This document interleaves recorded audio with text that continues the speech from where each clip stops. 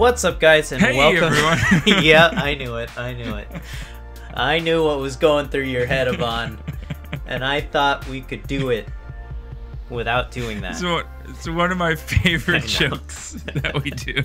It's a stupid joke, but welcome to the Hungover podcast, episode 136. That's furthering our professional numbers there, Yvonne. Maybe nobody thought we would make it past 20. No, not at all. Maybe we can get 136 listens or downloads on this podcast, and that'll shatter all the records we've ever had. Actually, I think one of our podcasts has over 200 downloads on SoundCloud alone. Put that in the books, people. We're making it. We're making it out there. But thank you so much for listening. Already made it. Today we're going to be talking about the CD Projekt Red anthology of since they've released Cyberpunk 2077 back in November, or was it December of last year, 2020.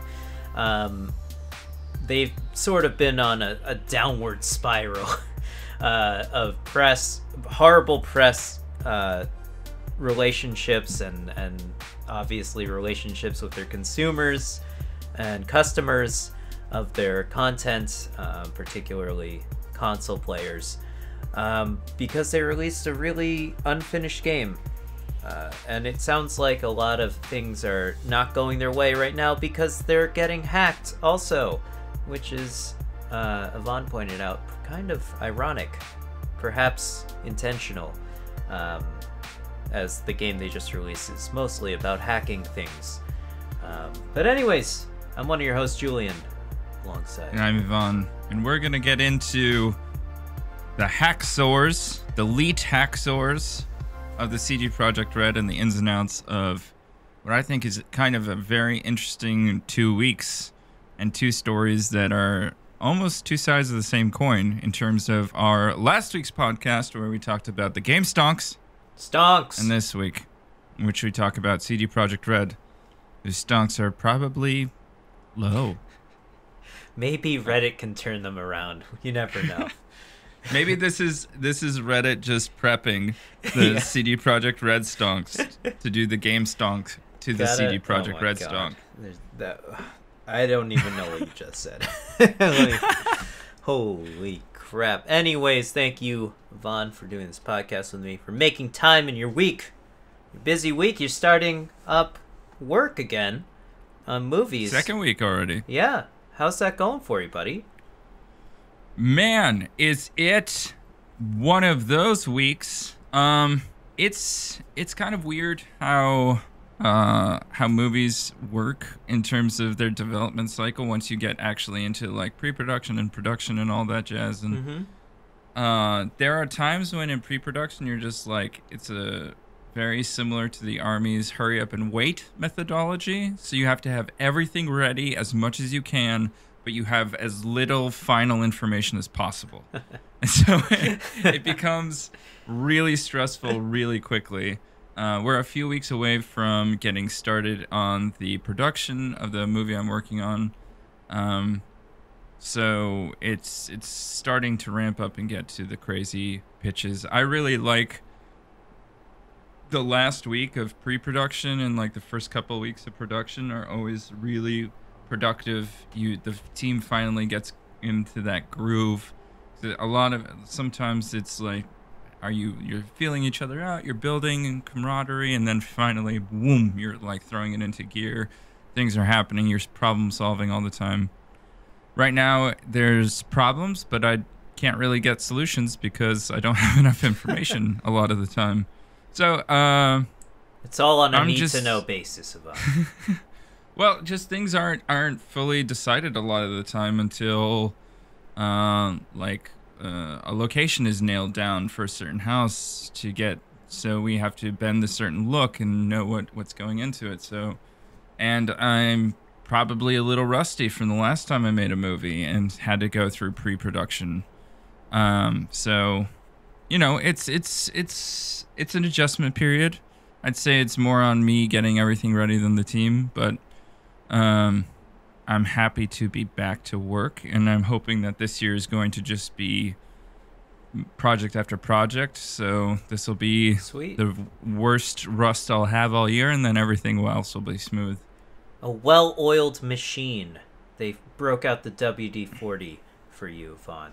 Getting ready. Yeah. Getting all lubed up for you. No, hopefully things work out if for you. If only you knew what this will. Movie was about, then you would really... In other news, the things that I was consuming this past week, not lube, but some greasy oil, some pizza. The Super Bowl was this past weekend.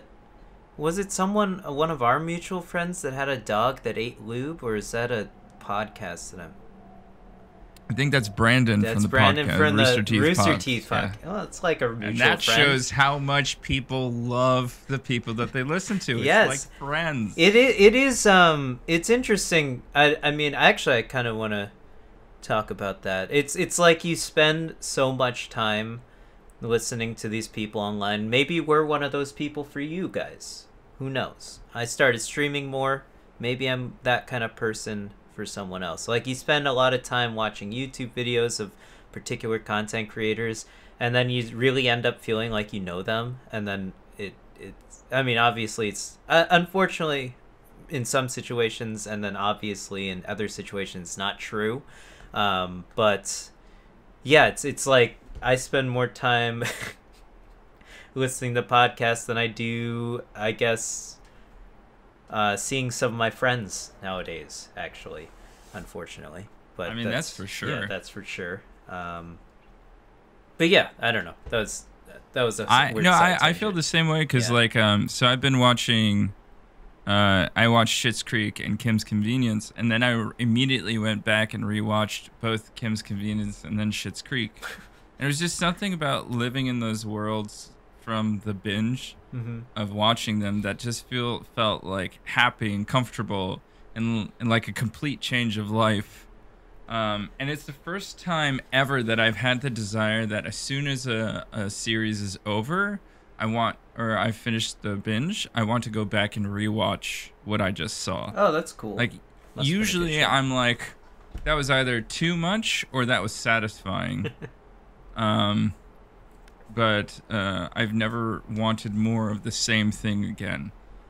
And that was a really interesting thing because, for instance, Kim's Convenience, Laura was watching it by herself for a while, and I would pop in for a few episodes or partial episodes. And then I started my own watch through. Blaze past her, obviously. Immediately. And but I was watching the same episodes kind of like twice some of the time. But it was fine. Nice. And then I went back, and after I finished it, I went back and started watching again because I really loved being with that family. It felt... I think that story really hit a chord with me in terms of just being the story of like an immigrant family that I felt really close to. And that family was fun and heartwarming and felt like I could stay with them. And then Schitt's Creek is just hilarious in a completely different way. And... Cool. It's a lot of people that I truly hate. But the other thing is, often when I'm binge watching these shows, I'm playing video games or something at the same time. So I completely have missed like a quarter of whatever it is that I'm watching. So I can always get a fresh new interpretation of the episode from either actually paying attention to what is happening visually in the show, or actually hearing lines that I previously hadn't heard. Well, cool. Good to know. Yeah, and then I also consumed a bunch of PBR. Because of the Super Bowl. That's awesome. Glad you did that. Can't complain about that. Well, you know, I've actually discovered a new beverage. So this is PBR mixed with like a shot of ginger ale. Yeah, man. Oh my god. This actually makes it changer drinkable. My mom does that with except she uses Sprite. I think we talked about this in the summer. She does that with a lot of lighter beers. If she's actually ever going to drink a beer, it's going to be a light beer. Not necessarily a light beer, but a lighter style beer. And actually, I've never seen her drink a light beer. and mix it with Sprite. That's her favorite thing to do. It sounds weird, but it's amazing. It's really nice. It's really nice in the summer, and It changes it. Really... It's nice now. I've got to say, I had a long day. I was working 10 hours, so it's nice to come home and have like a refreshing, crisp-ish beer. It makes the beer taste a lot more crisp, and you get a little bit of that flavor, a little sweetness in there. Not a problem. Not a problem. It tastes like a shandy now, so that's what I was looking for. Yeah, that's the whole thing. It's really cool. Yeah, it's a good combo. So you watched the Super Bowl. That's it. Sounds like an eventful week, my friend. Yeah, I played some D&D. I had so much fun playing D&D last night. Nice. We had so one of my D&D groups is 3 people plus the DM. The other group is 5 people plus the DM. And the 3 people is on Zoom, so we see each other's faces. The 5 people is just through voice channel on Discord. So you gotta see each other. I think it's a better experience, right? when you visually can see everybody. But I was a little miffed because 2 people missed yesterday, so it was only 3 of the 5. But I really think that online Dungeons and Dragons is perfect with 3 people and a DM. Oh, you think it's better that way? Yeah, I think the more people you get in, like imagine the amount of time that we talk over each other in a podcast. That's true. And then you add in one more person generally into that conversation, either the DM or the other player, and then it kind of like it feels more balanced. But with 5 people, there are some people that are going to be talking a lot, and there's some people that are going to be almost silent. I see. And it's harder to get those genuine like scenes and interactions like you see on like Critical Role. I feel because they're actors and they're really getting into the roles that they're playing with, they feel more comfortable like locking down a scene and having a one-on-one interaction. Plus, the audience is there for it. But here in just a friendly D&D game, there's no audience that's going to do it. So you're just like play acting through scenes. And sometimes, especially with 5 people, there's going to be like 1 or 2 people who they're focused on getting the story moving and not necessarily allowing for people to develop their characters and talk through the kinds of non-pertinent conversations that you get to have. And yesterday it was a lot of fun. We got to do that a lot, and I started to flesh out a lot more of what my character was, because I felt like my character in the other game, he's a lot more fleshed out, and he has a deeper backstory and kind of personality traits. But my other character, because he was just kind of thrown into some action, didn't have a lot of whatever. This was the first kind of session that we were playing outside of a one-shot, like a really railroad-driven story arc. So we got to play around a lot more, and it was a lot more fun with 3 people. I think 3 people and the DM is optimal for the the online stuff. That's cool. It's good pro tips there, Yvonne, for people trying to start their own D&D campaigns up now, as it is quite popular nowadays, I would say. Certainly much more popular than it was just a couple years ago. So that's exciting. As for me, I've been sort of all over the place. I've been trying to do some research for our upcoming Keanu Reeves deep dive. We're going to be doing our heavily researched podcast of the month is going to be about Keanu Reeves, and either his our top 5 picks for his favorite movies. For his what movies did Keanu Reeves love doing? Yeah. Let's guess. His top 5 movies. How do you even say that? Our picks for his top 5 movies. That sounds weird too.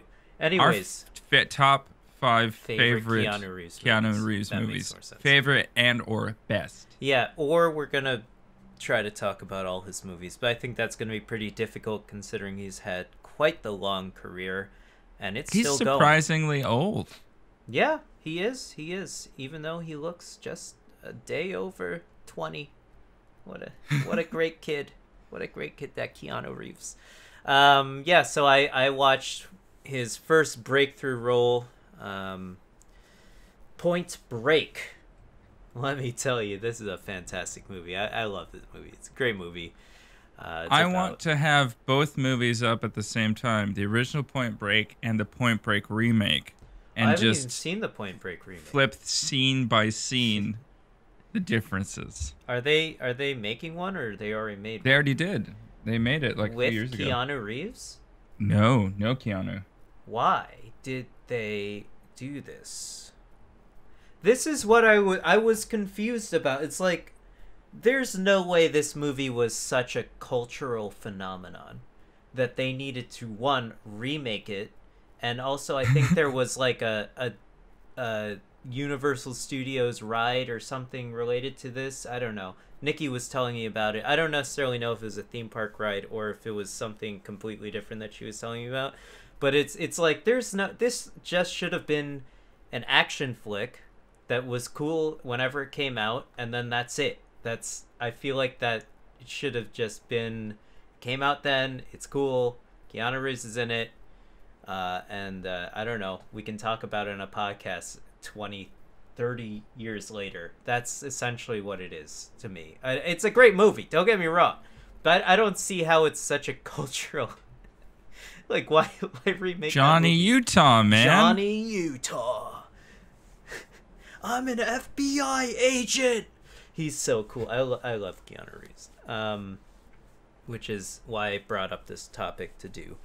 It's a really fantastic movie. Go watch it. It came out in 91 or 92. I can't remember. It's about... it takes place in California, where there's a lot of surfers, and they are robbing from a bank. And apparently the lead singer that Red Hot Chili Peppers is in it. Did you know this? I did not know that. He's not one of the main surfers that steals from a bank, but I believe he's in one of the scenes where they're all surfing on the beach and things. Interesting tidbit. Anthony Kiedis is Tone. There you go. And Patrick Swayze's in it. R.I.P. The incomparable. Does a great job in the movie. I had a lot of fun watching it. We are going to get a lot into this movie. I can guarantee you. You think so that's the one we're going to get into? Anyways, that's on my list. Yeah. Okay. Great. Okay. So we'll talk about it obviously later. I just wanted to say it was certainly one of the highlights of my week. One of the weird moments of my week was another movie that I watched that my boss has been trying to get me to watch for a while, I think. I'm not sure. It's a movie called Delicatessen. I don't know if you've heard of this movie, Yvonne. It's I think I had, but I'm not sure. It's a French dark comedy. It came out in 91 or 92. Funny that I watched two movies from the same year. It is so French. I don't know. It's very weird, but it's like almost, it's like a horror comedy type movie. I thought it was going to be way more heavy based on how he was describing it to me. I thought it was going to be way more heavy on, like, for instance, customer interactions at a deli in whatever time period it took place. Like, it's post World War II, and I thought there was going to be like super into that, and I was like, oh, I can totally relate to this now because I'm a butcher. This is so cool. But it's not at all about that. It's more or less about the interworkings of this one apartment building that's sort of like in the middle of nowhere in France. I couldn't get that much information based off of my one viewing of it. And one guy moves into this building to get a job as essentially the super of the building, and a lot of things unfold. It's very funny, but it's also one of those French movies that French cinema is weird, but it's also fantastic. It's one of those movies that is like you don't really know what's happening at all the entire time, and things just unfold, and it's certain like it's told in vignettes, I guess, in a way. Where that's how I got it, and each apartment is a different vignette, I guess, in a way. So it's an interesting movie. I did have a lot of fun. There's some pretty cool scenes in it. Particularly the climax is really actually pretty cool. I don't know how they did that. It seemed like a large waste of water. I'll leave it at that. But it's a fun movie to watch. I don't necessarily.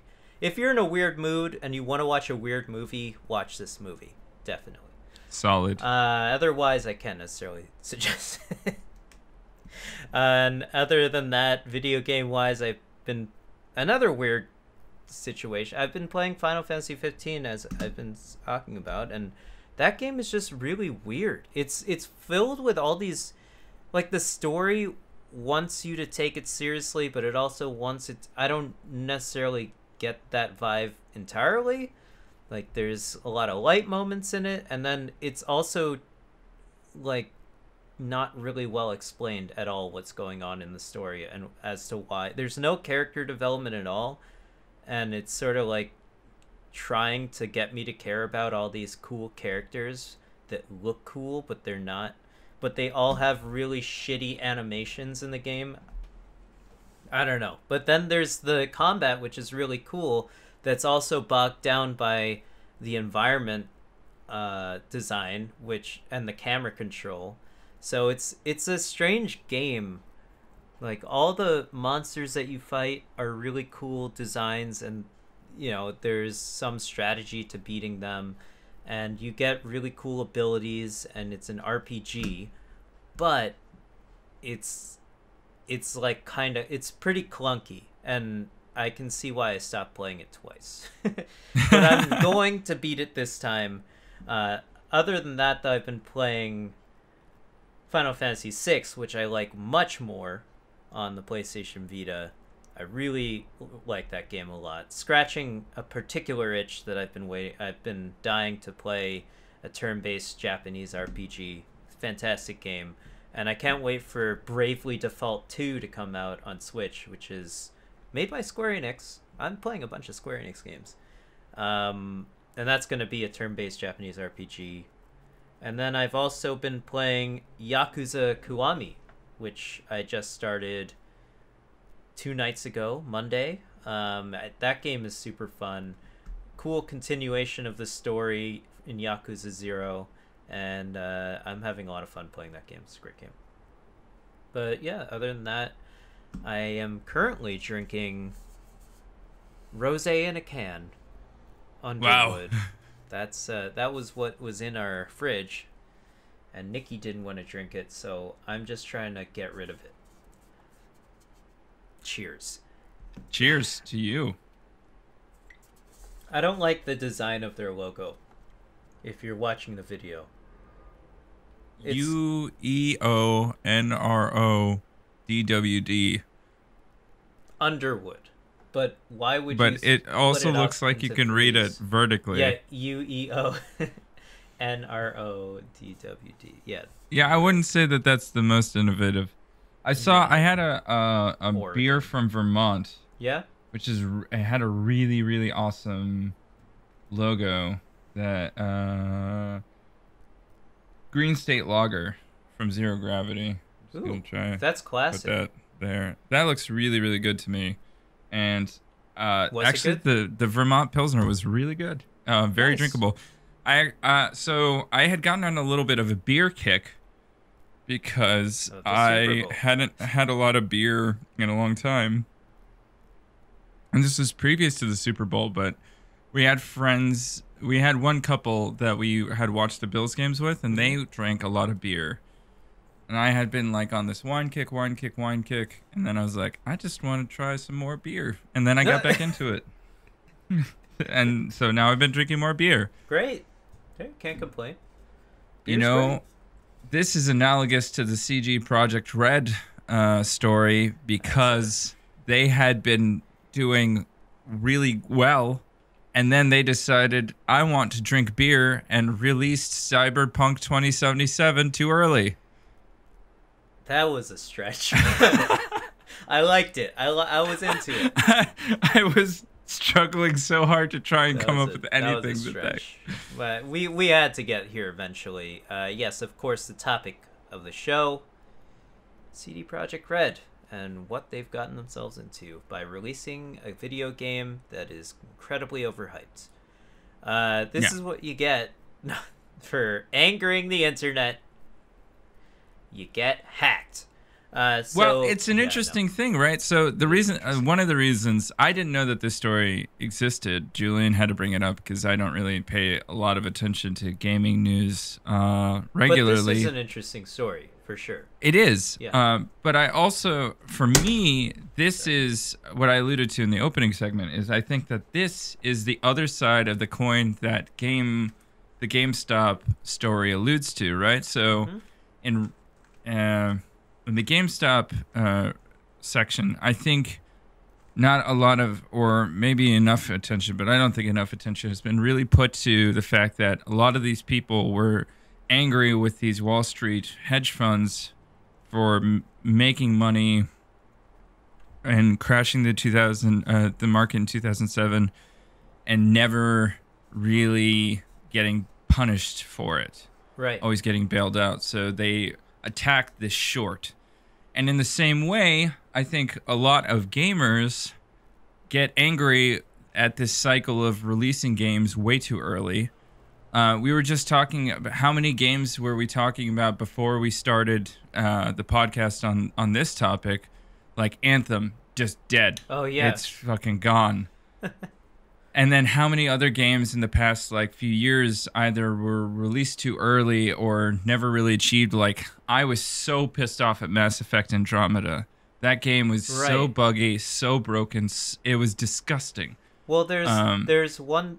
Yeah, I mean, there's two sides to that. Two. It's an umbrella of topics, right? Video games are sometimes AAA video games, particularly, or rather, sorry, let's walk that back. The ones that are in the spotlight are the AAA video games because they are the ones that have the most marketing behind. What's up, Ranger Dog YouTube? We're streaming this live on Twitch, of course. So there goes a sweet follow. Thank you very much for following the channel. But yeah, the marketing cycle for AAA video games is obviously going to catch a lot more attention. So that's why we end up talking about these games more often in this sort of conversation. So that's not to say that other smaller games don't get released half-baked. That I wanted to specify that. But a lot of AAA games are released maybe in an unfinished state, in a buggy state. But there's also a lot of video games that are finished are released that are nowadays particularly that are, I guess, inherently predatory to microtransactions, and it seems like they cut out a large portion of the game to sell it back to the consumer as DLC in large packs like that. So yeah, that's the other side of things. But I don't think CD Projekt Red has a track record of doing something like that, but they do have a track record actually of releasing games that are not finished, not very well polished. If you take a look at Witcher 3, a very beloved game, everyone loves them because of that game right now anyways. They were prior to that, they released Witcher and Witcher 2, which were not necessarily the most beloved games, but Witcher 3 everyone loved. But if you remember, which I had to do some research on this, I didn't play it when it came out, it was not released in the greatest state. But it's sort of time, they ended up patching it a lot, and time has told the tale that Witcher 3 is a fantastic game. So, Plus the extra right. DLC and things that they Hmm. released after that were, I think, pretty well developed and really well received. With the Blood and Wine was a Yes. really well received DLC, and I think from that excitement that that game drew came this a new wave of people who were drawn to CD Projekt Red's projects, and they were really hyping up the Cyberpunk 2077.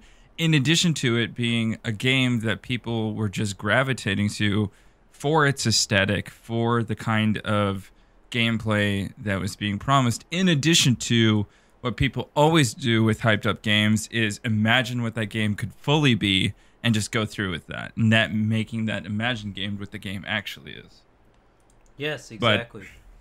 I I it it seems like this CD Projekt Red is one of the easier like game makers and distributors to go after because I think that they're more individually packaged than, let's say, like an EA, which has had its own run-ins with things like the Battlefront series, right? The Star Wars series, and Yeah. the transactions there in order to get our favorite Star Wars heroes unlocked, right? They couldn't get source code ransomed because they probably have a lot more resources, et cetera, to devote to that kind of protection. But CD Projekt Red is a smaller company and more individually focused. Like they have the good old game site that they sell their games through. They do a lot of their own development and publishing. So it feels like it was going to be a company that could get more easily um, broken into, hacked, because they just don't have the same resources that like an EA has. And it feels a little unequal and unfair to focus and ransom attack a CD Projekt Red, but at the same time, you can understand it's kind of like the gamification of the Gamer's Revenge, right? Like we had the Gamer's Revenge, or not, maybe not gamers, but people who took revenge on Wall Street by buying GameStop. Right. And now there's a lot of backlash against CD Projekt Red, and maybe the hackers played the game, maybe they don't give a shit.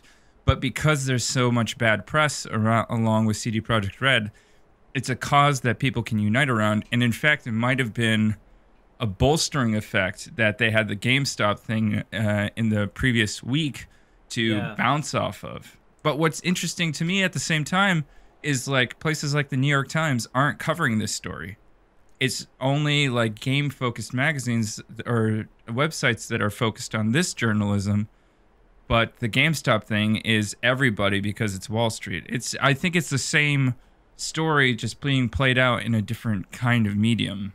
It is a similar story, I would say. I think it's a little more of a smaller story, even though it did certainly affect a lot of people, and of course, a lot of I think there is potential for a lawsuit to be, and I think many people have filed a lawsuit against CD Projekt Red, because of the state that that game was released in. It seemed like a sort of false advertisement situation, and of course maybe there's some other grievances that people have with the game and things like that.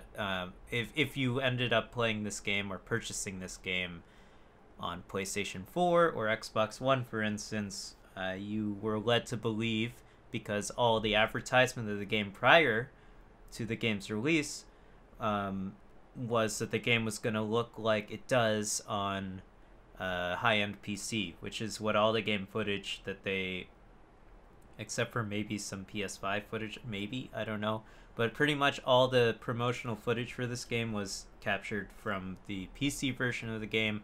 And even that, as Yvonne and I can attest, we both have mid-tier PCs, and they should be able to handle pretty much any game that comes out right now. Maybe not on the highest settings, for instance, but certainly should be able to run the game.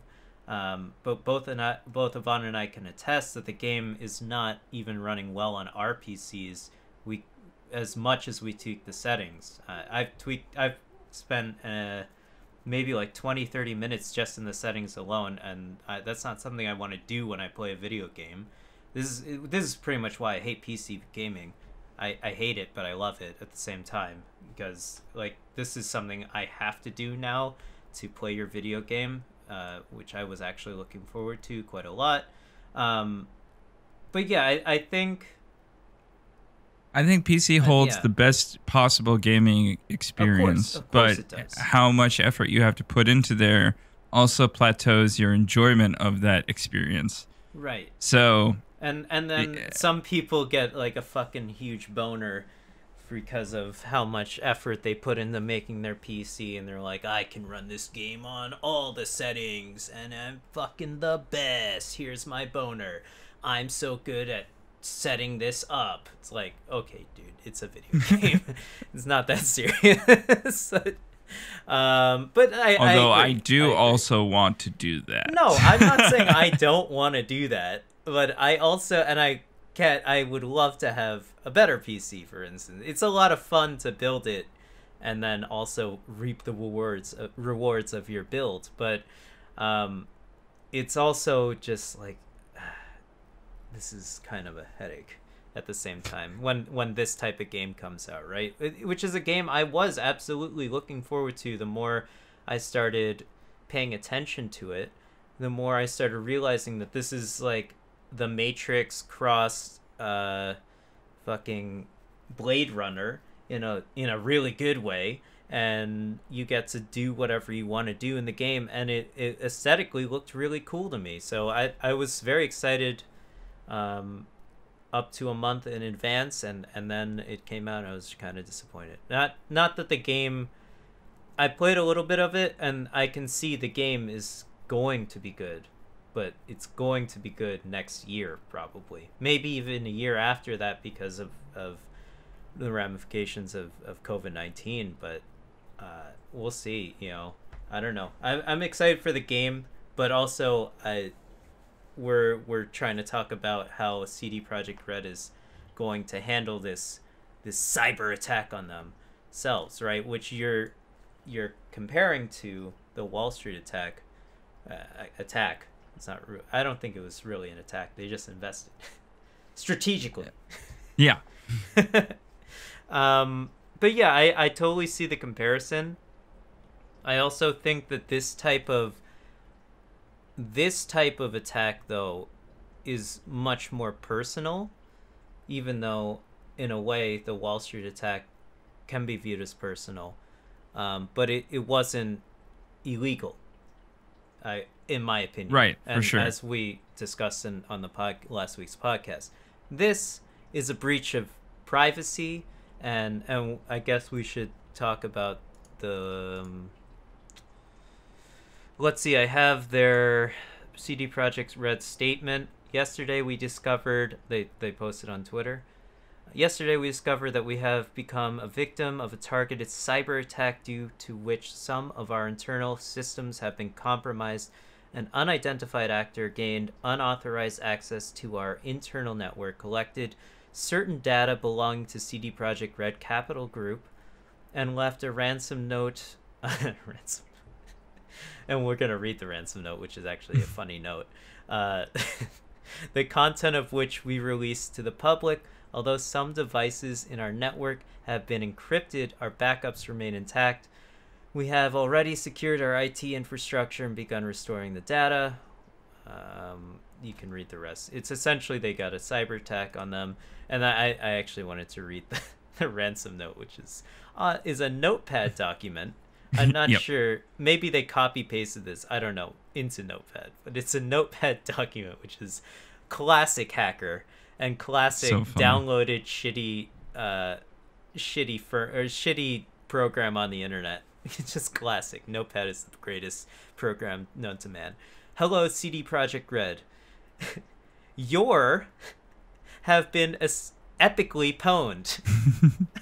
I'm reading this verbatim, by the way, and it's giving me a headache. We have dumped full copies of the source codes from your Perforce server for Cyberpunk 2077, Witcher 3, Gwent, and the unreleased version of Witcher 3! Exclamation mark.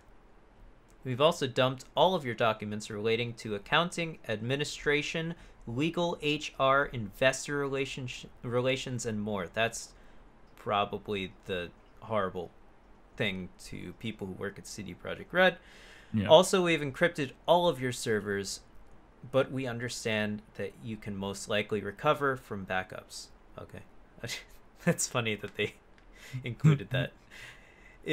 If we will not come to an agreement, then your source codes will be sold or leaked online, and your documents will be sent to our contacts in gaming journalism. Your public image will go down the shitter even more, and people will see how your shitty company, how you shitty your company functions. That's verbatim. Investors will lose trust in your company, and the stock will dive even lower. You have 48 hours to contact us, period. So that's pretty epic, I will admit. So yeah, that's I wouldn't even take that seriously, but honestly, obviously if CD Projekt Red had to release a public statement addressing this, then it's clearly this happened.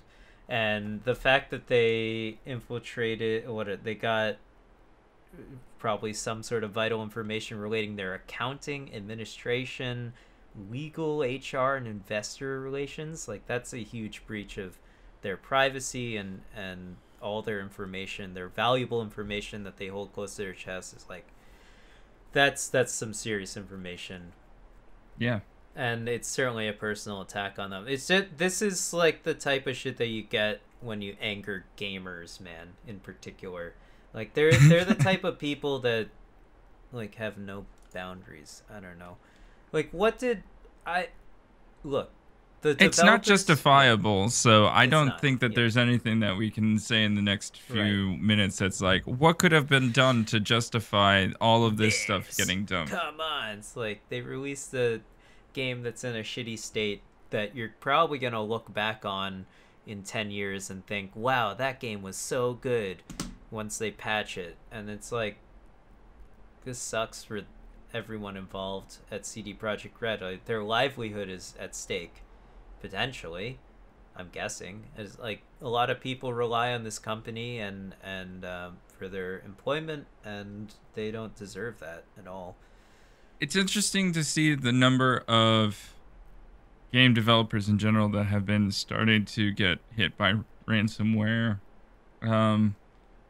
It's not something that I think would have been popular a while ago, but like I don't know. I think part of what I was saying before of like how there was an upsurge of people being on the Redditors side and trying to flog the Wall Streeters, that this could be an opportunity for when game developers are kind of on the losing end of a lot of praise at the moment, or for the past few years, that this is the opportune moment for them to start attacking, and for like the general public, either like mainstream media like the New York Times or whatever aren't going to cover these stories, so they can go fly under the radar of the general populace, or like people who care about these things, like people involved in games or gamers, are like, yeah, fuck that, fuck CD Projekt Red for Cyberpunk 2077 being so bad, and now they get their comeuppance. It's kind of a weirdly perfect brew for these people to start hitting these game developers with this kind of thing. Yeah, it's but another thing that's interesting to me is that according to Wired.com's story on this, they interviewed a threat analyst from a antivirus firm called MCSoft. Yeah. Brett Callow, and he said that this is the way that it was delivered, and the ransom note and the filing names sounds like it's a ransomware called Hello Kitty. And the last known hack that they did was of Brazilian power company CEMIG. So like we were saying before, I don't think that this Hello Kitty group, if it indeed was them, gives a shit who it was attacking. It just happened to be one of the people that they could get access to, who had a decent amount of money from sales of 2077, and also who maybe had a little bit more like had bad press and things like that. I see. That's interesting. I think it's opportunistic, and I think it's kind of I really view it in the same opportunistic fashion as the Wall Street. A lot of the people who were doing the GameStop Wall Street thing didn't really care about GameStop. They were just doing it because they could make money. Right, of course. Yeah, and I would say probably definitely you're absolutely right. It's like just like everything on Wall Street, right? Yeah. But I guess that's a good point to say. What you just brought up. I didn't know that about. I was thinking that this was some sort of personal attack, but maybe it wasn't. There's multiple sides to these stories, as it always turns out. Yeah. But do you have? I also think that they're gonna be fine. I hope. I mean, well, who knows? That's true. It's a good point. I know that, but I also know that these types of things, I guess, when you hear about game leaks and hackers getting into personal files of large publishing companies, large video game publishing companies, not that CD Projekt Red is a large company in the vein of Ubisoft or EA, but when you hear about these, they usually don't have some sort of ransom attached to it, right? They don't usually have like a 48 hours to contact us. Click. It's usually just, let me put out, I just wanted to know what was coming out, so I figured it out, and then I leaked it online. That's essentially what generally is what happens. For instance, I think Capcom, one of my favorite game publishers and developers, because I love Street Fighter and a lot of other things related to Capcom, I think they just had their game release schedule for unreleased and unannounced games pretty much leaked, I think, just a couple months ago. Like, for instance, like they're gonna make Street Fighter 6, which is not much of a surprise, but they pretty much lose the wow factor of revealing the game. We already knew it was coming, I guess, at this point. But for things like that, they're going to release Street Fighter 6. They have a bunch of other projects in the work. That's the type of thing that usually gets leaked, as opposed to something like this, which... And then I also... But that's also... Sometimes personal files get breached. I agree with that. With that sort of similarity. It's an unfortunate situation. I hope people at CD Projekt Red are all right. Financially, I assume they're gonna be all right. Physically, I hope so. But mentally, yeah. it could affect them as well. It would suck to have all. Plus, how much time do they have to devote to trying to fix this, rather than being able to devote resources to fixing Cyberpunk 2077? Right, they were just starting to roll out some patches for the game. I think they have a 1.1 patch out now, and then they had to patch it again because they just source code is leaked and stuff. Well, yeah, that too. I think this might be related, but they had to patch. They released mod support for the game, and then that. I think this is probably how they got in. Actually, to be honest with you, that sort of allowing people to mod the game opened up, I guess, the floodgates for people to get into their source code and a bunch of other things, because they had to patch the game after releasing the mod support. But yeah, no, it's bad. It's bad. Well, I hope that they were just getting started to fix I the know game, that's and the now they're thing. fine. It's like Yeah. I want to play this game. When I Eventually. attempted to play it originally, it was buggy as shit, and I couldn't get past the first mission. So I was just like, know. fuck this. I had just started playing Larian games. I had just like beta released, and I got fucking swindled there too with the Baldur's Gate 3. Get wrecked. And that's not a fully developed game. So I bought Baldur's Gate 3, played it for 15 minutes, and then it was like kind of buggy, and I was like, "Oh, this is not a full release game." And then this happened with CD Projekt Red and Cyberpunk 2077. I was like, that's when I went back to XCOM 2, and I was like, I'm just gonna play a game I know works. This game is finished, and there's nothing else coming out for it. It can't possibly be any worse than it is now. I'll just try out some mods and harder difficulty levels, and we'll have fun. Great. Yeah, that's why, of course, I mean, the hype machine is kind of the problem nowadays, I would say, because this game clearly got out of their hands, I think. They wanted to hype it up, obviously, so they could sell well, and they did sell the game quite a lot. I think they made back their development cost within the first month of the game being until they had sold. to start giving all that money back. But yeah, the game sold well, so it's just I don't want to blame it on games journalism. They were just reporting on what they were shown of the game, but it's sort of like a collective hype machine of content creators, games journalism, but journalism in general has been pushing clicks and click-throughs. I agree. At a general scale. It's gone from games journalism all the way down to science magazines. The sensational angle is the one that they're going to try and push more. So I think we need to continue to take steps back and really understand what is the ultimate goal here. Like, I understand that click-throughs are important, but sensationalism as a standard is awful, and I think it leads to things like January 6th. Yeah. You're right. It's and I mean, but it's also, this is a commercial product as opposed to a science magazine, which is advertising.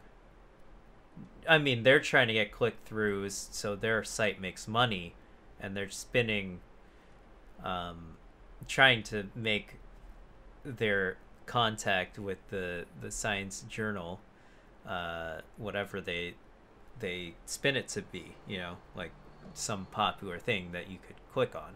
So it's all a business. This is what happens when rampant capitalism is let to do whatever it does. Yvonne, the stock market, CD Projekt Red. What's next, Yvonne? What's next? Illicit centipedes. I don't want to know anything about centipedes. I really don't like that bug at all. And then it reminds me of Human Centipede. Remember that one time that we put Human Centipede on to play at a party and then left? Yeah, I remember that night. That was awesome. We were very drunk that night. Yep. And that's where we're going to end that story. That's where we're going to end that story. That's where it ends. That's exactly where it ended. We just walked home. That's also where this podcast ends. Very good. Very good, people. Very good. Yvonne, thank you for doing this topic with me. I think we're gonna have to follow we might do a follow-up podcast on this. We'll see how it turns out. Hopefully it turns out with everyone getting the 2.0 patch for Cyberpunk 2077, and the game runs perfectly fine on PlayStation 4, Xbox One, and every other console and PC that it could ever hope to run on. But yeah, and of course, we hope that everyone's all right at CD Projekt Red. They made some good games, I think. I enjoyed The Witcher 3. Witcher 3 was a great game. I really liked that game. I still haven't beat it, but I enjoyed the time I played with it. I had a good time. Yvonne, you have anything you want to tell the people before we end the podcast? You're beautiful. Thank you for listening, and we'll catch you next week. All right, goodbye. Thank you. Bye.